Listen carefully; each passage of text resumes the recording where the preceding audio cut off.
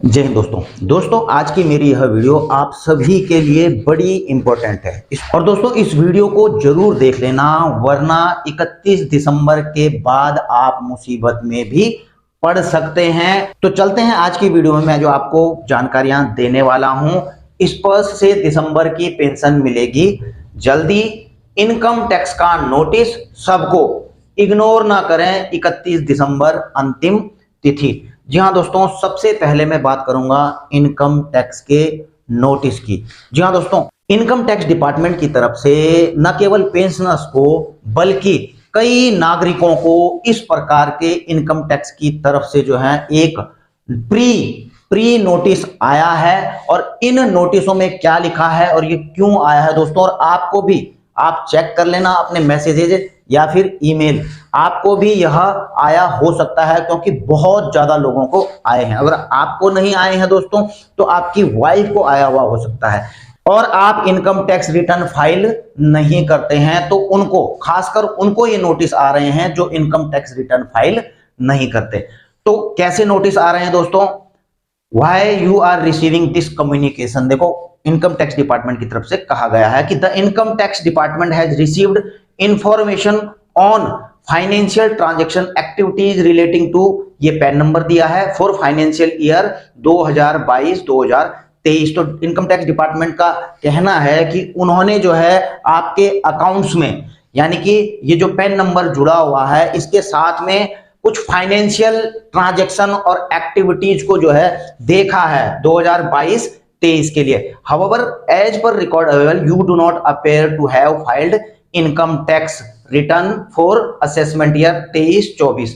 तो इनका कहना है कि जबकि हमारे संज्ञान में यह है कि आपने जो है 2022-23 फाइनेंशियल ईयर का या फिर असेसमेंट ईयर कहें तो 2023-24 का इनकम टैक्स का रिटर्न फाइल नहीं किया है। और some significant information available with the income tax department include the following: interest from deposit. देखिए, इनके पास में क्या जानकारी है आपकी, इन्होंने यह भी बताया है कि वो ट्रांजैक्शन की क्या जानकारी है हमारे पास में। इंटरेस्ट फ्रॉम डिपॉजिट, तो जो आपको जो ब्याज प्राप्त हुआ है आपके डिपॉजिट से, जो आपने एफडी बनाई है, आरडी बनाई है, जो उसका ब्याज आपको प्राप्त हुआ है, आपके अकाउंट कहीं भी है, चाहे 10 बैंकों में खुलवा रखे हैं आपने, ऐसा नहीं कि एक बैंक में, 10 बैंक में भी खुलवा रखे हैं। तो दोस्तों आज की डेट में इनकम टैक्स डिपार्टमेंट के पास में सारी जानकारी है आपकी, क्योंकि आपके पैन आधार जो हैं सब अकाउंट्स में लगे हुए हैं। और आप देखेंगे दोस्तों, जो AIS निकलता है, annual income certificate, income tax की वेबसाइट में, तो उसमें जो है आपकी पूरी डिटेल उनके पास आ जाती है कि इन्होंने जो है इतने इतने की FDRs बनाई हैं। अब देखिए उनमें आपको कितना ब्याज मिला है, वो सारा रिकॉर्ड उनके पास में रहता है। देखिए, कुछ फाइनेंशियल ट्रांजैक्शन या फाइनेंशियल एक्टिविटीज आपकी तरफ से ऐसी होती हैं जिस पर जो है इनकम टैक्स डिपार्टमेंट की नजर तुरंत पड़ती है। जैसा कि जो है आपने कोई जमीनें बेची हैं, कोई प्रॉपर्टी बेची है, आपके पास वो पैसा आया है, या फिर आपने प्रॉपर्टी लाखों रुपए की खरीदी है, जमीनें आपने खरीदी हैं, तो आप जब रजिस्ट्री करवाते हो तो आपका पैन भी वहां पर मेंशन होता है।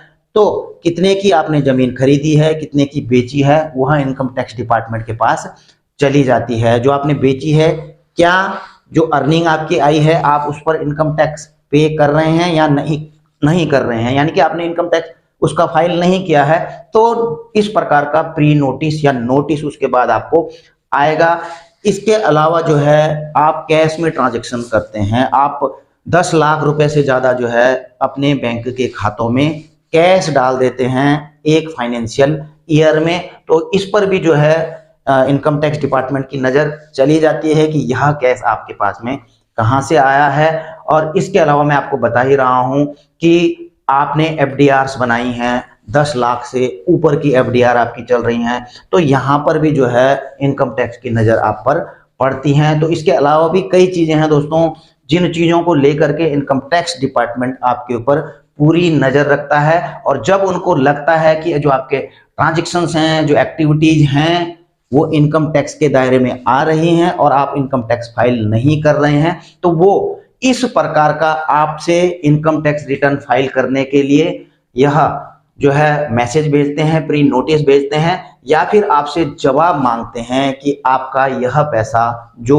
आपके खातों में आया है इसके बारे में आप अपना क्लेरिफिकेशन इनकम टैक्स डिपार्टमेंट को दें। अब देखिए, इनको जो भी इनकी एफडी रही होंगी, ये किसी पेंशनर का या सैलरीड पर्सन का नहीं है दोस्तों, यह है हाउस वाइफ के लिए। जी हाँ दोस्तों, हाउस वाइफ जिनकी कोई इनकम ही नहीं है। लेकिन बेसिकली क्या होता है दोस्तों कि जो पेंशनर होते हैं या सर्विंग होते हैं, ठीक है ना, वो तो अपना टैक्स पे करते ही रहते हैं, लेकिन वो क्या करते हैं, अपनी वाइफ के खाते में अमाउंट डालते हैं, उसके बाद जो है उनकी एफडी वहां पर बना देते हैं, क्योंकि उनकी एफडी से जो इंटरेस्ट जनरेट होती है वो इनकम में आती है। वो आपकी इनकम में तो नहीं आएगी, लेकिन उनकी इनकम में आ जाती है, जिससे आप टैक्स से बच जाते हैं। लेकिन दोस्तों ऐसा नहीं है, वो जो इनकम होती है, जो आपने पैसा डाला है, वो इनकम भी आप में ही इंक्लूड की जाएगी, जो इनकम टैक्स का जो नियम है। अब ये यहाँ पर पूछ रहे हैं कि आपको जो है फाइनेंशियल ईयर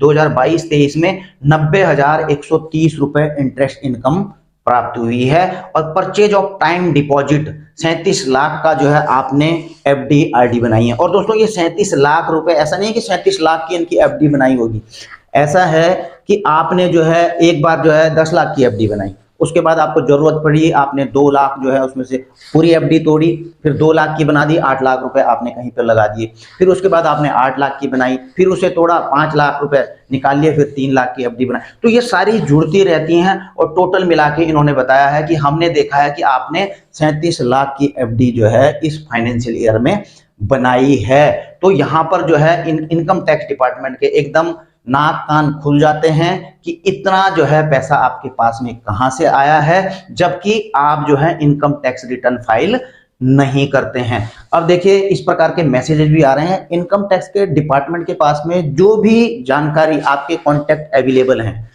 चाहे वह मोबाइल नंबर हो, चाहे ईमेल एड्रेस हो, आप सोच रहे हो कहां से आ रहे हैं हमारे पास इनकम टैक्स डिपार्टमेंट के पास। तो देखिए, आप पैन बनाते हो, आधार बनाते हो, सारे जानकारियां आपके कांटेक्ट हैं वहां पर, ठीक है। तो वो किसी ना किसी माध्यम से जो है आपको सूचित कर रहे हैं, अटेंशन करके आपका नाम as per information available in your case on compliance portal of the income tax department, you are suppose to file your income tax AY 2023-24, but the same has not yet been filed. Please file your ITR. Submit online response under e-campaign tab. ठीक है ना, आपको पता ही है on compliance portal. जी हाँ दोस्तों, आपको पता ही है कि डिजिटल इंडिया मिशन आपको जो चल रहा है, उसके माध्यम से जो है हर जानकारी हर डिपार्टमेंट के पास में आपकी है, जहां जहां पर आपके कागज लगे हुए हैं। अब आप सोच रहे हैं दोस्तों कि क्या इनकम टैक्स रिटर्न फाइल करना पड़ेगा इनको।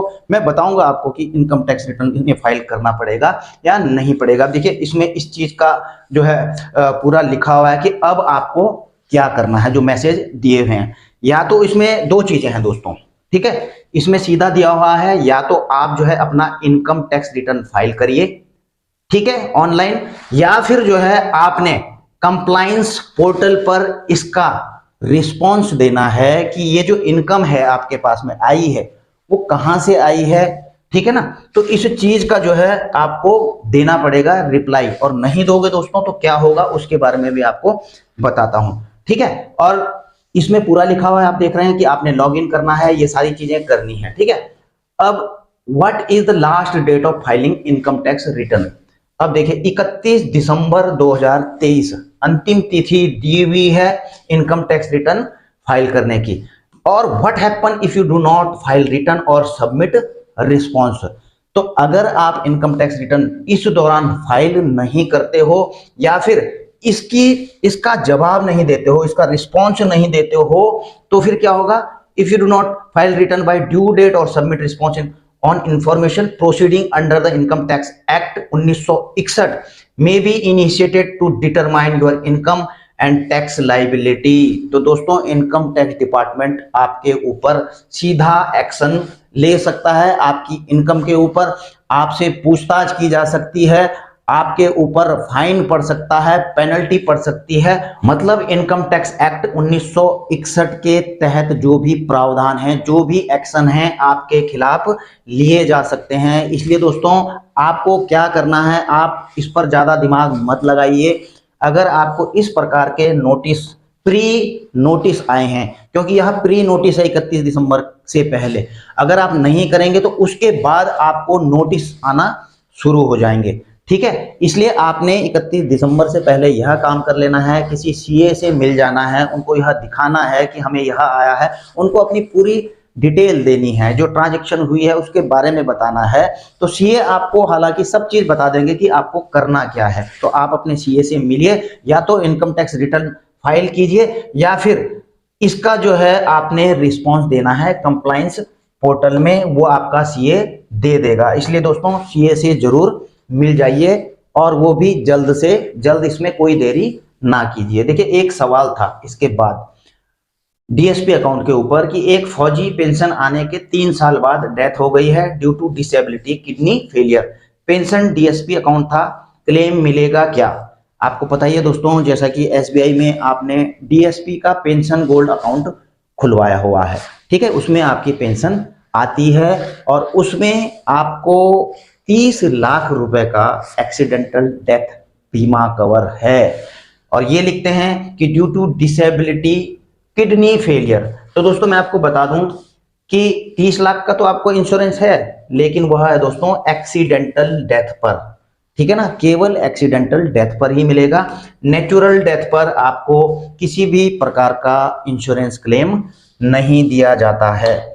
अगला दोस्तों दिसंबर की पेंशन को लेकर के जिनका इस पर्स में माइग्रेशन हो चुका है, देखिए जो बैंक से पेंशन ले रहे हैं तो उनकी तो आ जाएगी 26-27 तारीख को, ठीक है। लेकिन जो है जो स्पर्श से पेंशन ले रहे हैं तो आपके लिए खुशखबरी भी है, जैसा कि आपको पता ही है कि स्पर्श जो है हमेशा महीने के अंत में अंतिम तारीख को, बल्कि अंतिम तारीख को भी नहीं दोस्तों, अंतिम वर्किंग डे को आपकी पेंशन आपके खाते में डालती है। लेकिन अब की बार जो है 31 दिसंबर को आपकी पेंशन ना मिल करके 29 दिसंबर को आपकी पेंशन आपके खाते में डाल दी जाएगी।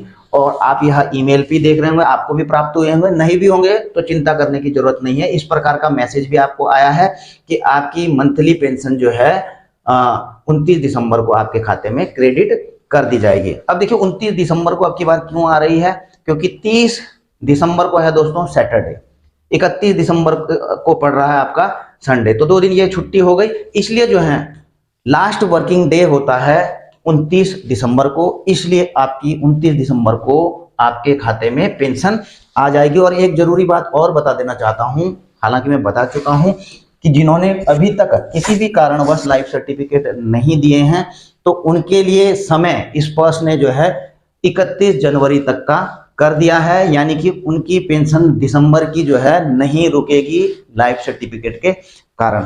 तो दोस्तों वीडियो अगर आपको अच्छी लगी हो तो इसे लाइक शेयर कर सकते हैं, चैनल में नए हैं तो चैनल को सब्सक्राइब करके बेल आइकन का घंटा दबा सकते हैं। जल्द मिलेंगे नई वीडियो में नई जानकारी के साथ। जय हिंद।